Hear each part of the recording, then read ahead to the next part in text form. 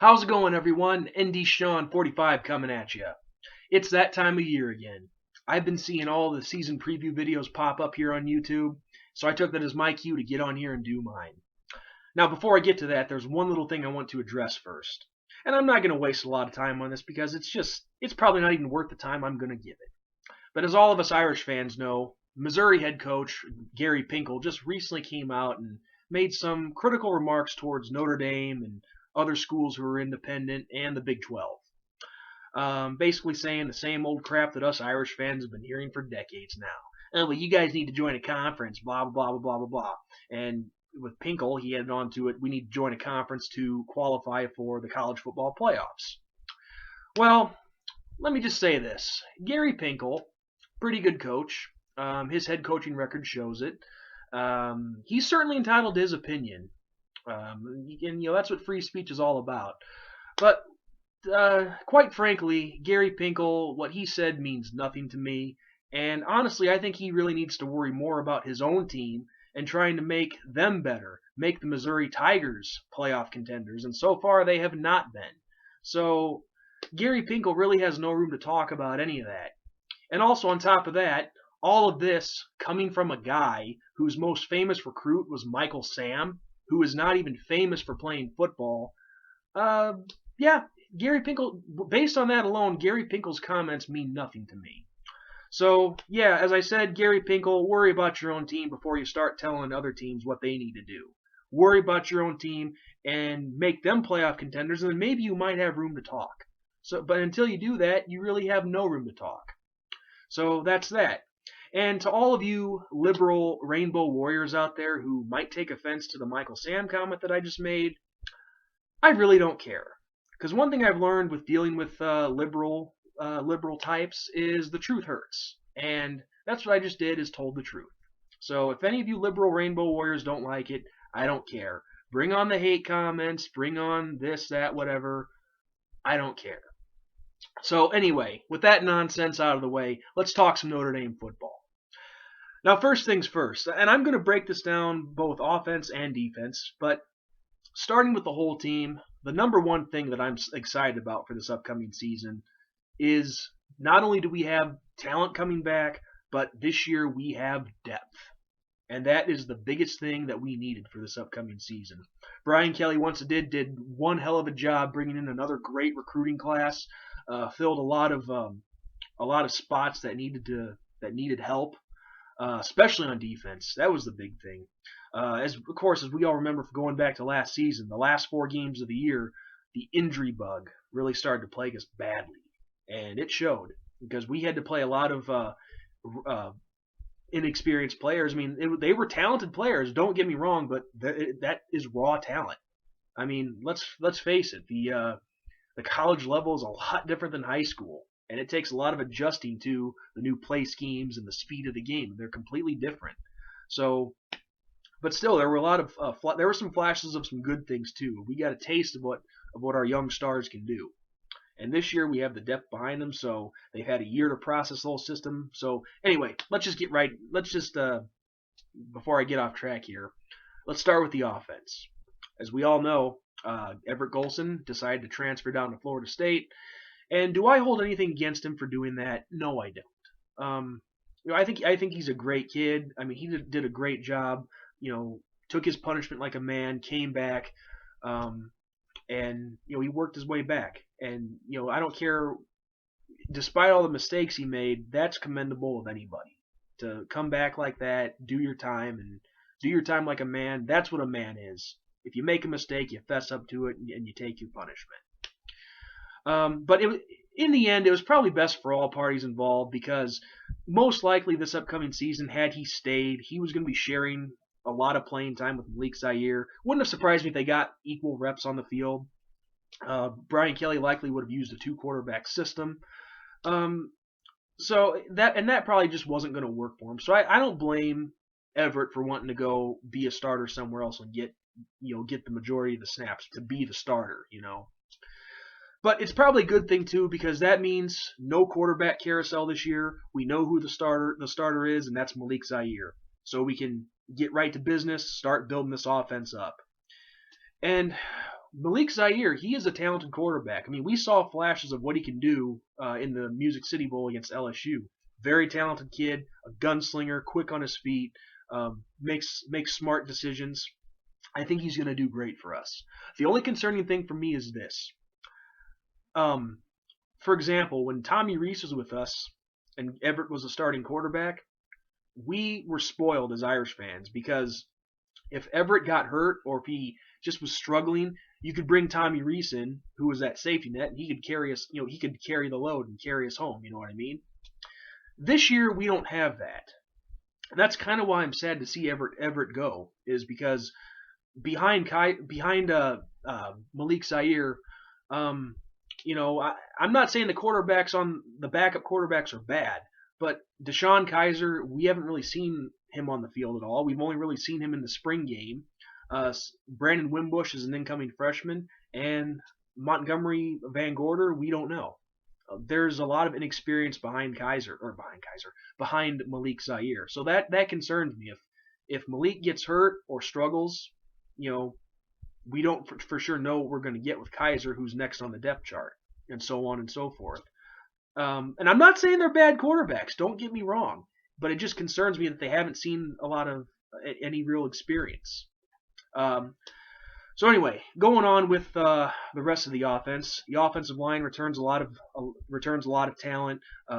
Steve Elmer, Mike McGlinchey, Ronnie Stanley, Nick Martin, and I'm pretty sure. I think McGovern was going to step in at left guard, but I'm not entirely sure. But one guy to look forward to get some significant reps on the offensive line is incoming freshman Tristan Hodge. This guy's a beast, and he's ready to go, I think. So look for him to see some time in there. The receiving corps. Will Fuller, hands down, the go-to target.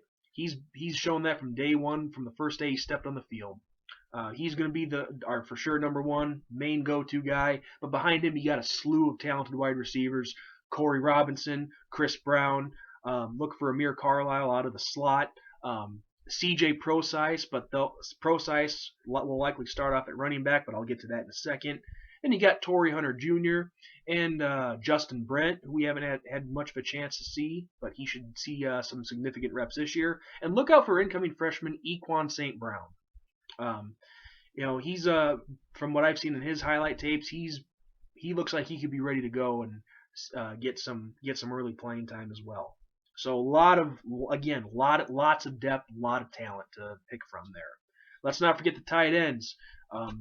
Likely starter to be Durham Smythe. Behind him, you got Taylor Launa, and incoming freshman, the number one tight end of this class, Elise Jones.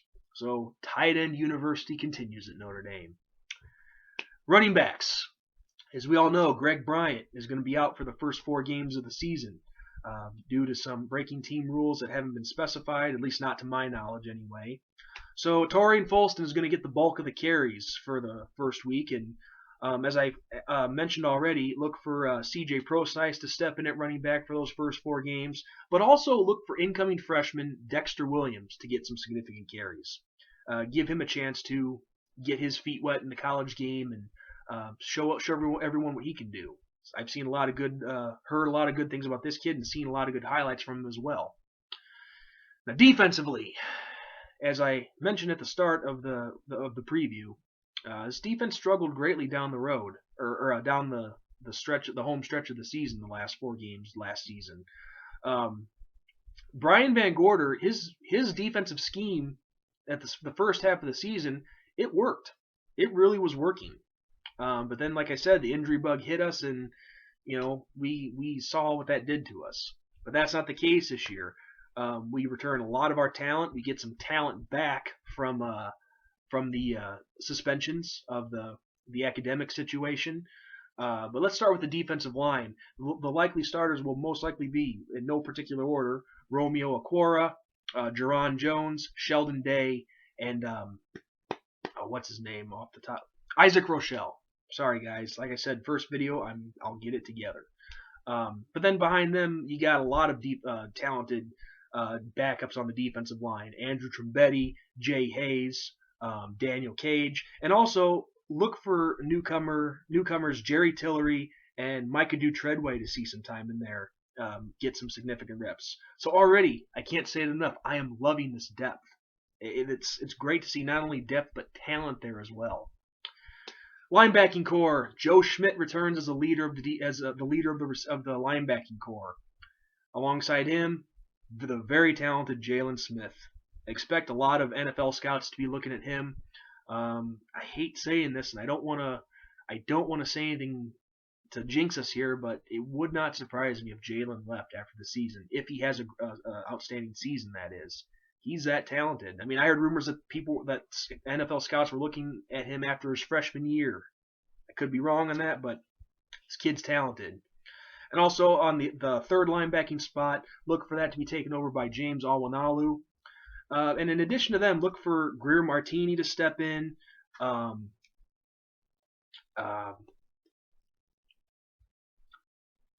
Shoot. I'm getting my names mixed up, guys. I apologize. Niles Morgan. Look for those two guys to step in and see some significant reps as well.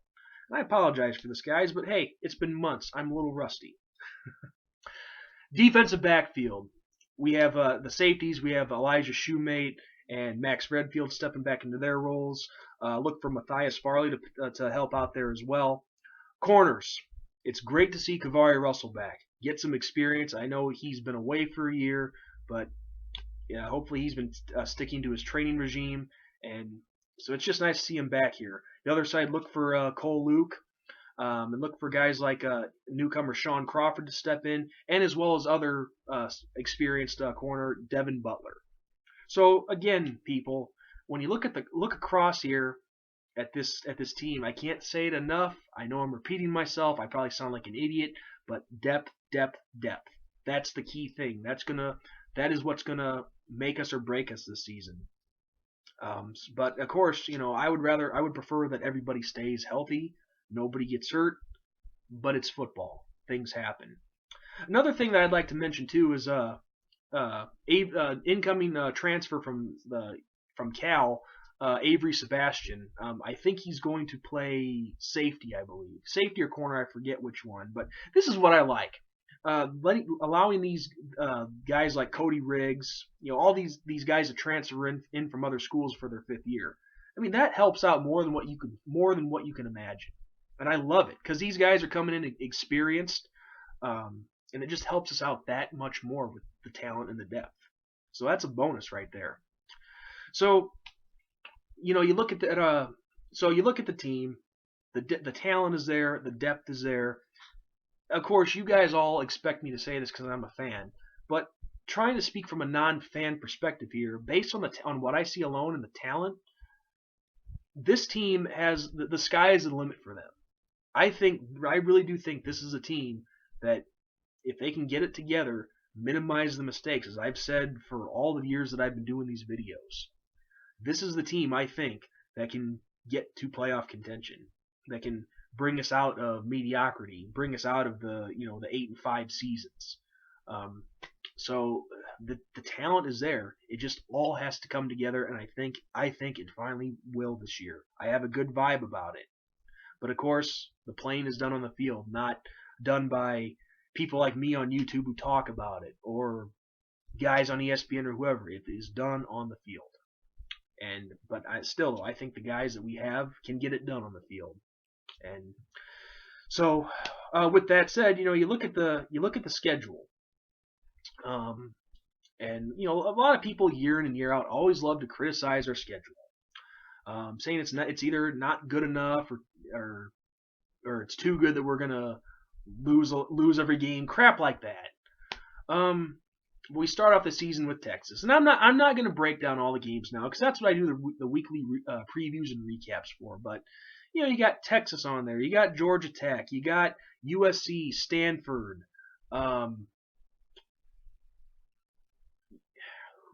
Who else? I know we got Navy, we got UMass and Temple. Some people could question those, but you know what? Hey, they are not Division I AA schools. These are all FBS schools that we play. But then of course you got let's see.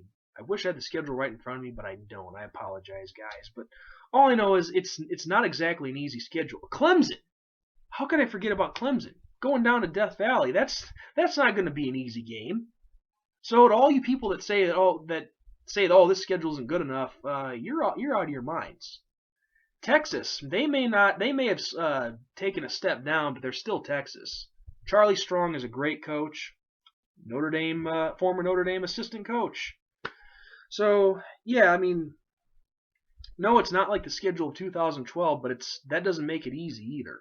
So a lot of tough opponents on this schedule. So yeah, guys, that's really all I have for you. I'm kind of running out of things to talk about here. But this season, I do see it being a good one for the Irish. I do think that we can get to playoff contention. And of course, you guys know me. I'm never going to pick us to lose. I'm a homer, but at least I admit that I'm a homer. So so yeah, expect the Irish to have a really good season this year, and I cannot wait till kickoff on September 5th against Texas. So with that said, guys, the next video that you will see me in will probably be my preview for the Texas Longhorns. So until then, everybody, I say God bless, and as always, go Irish, baby!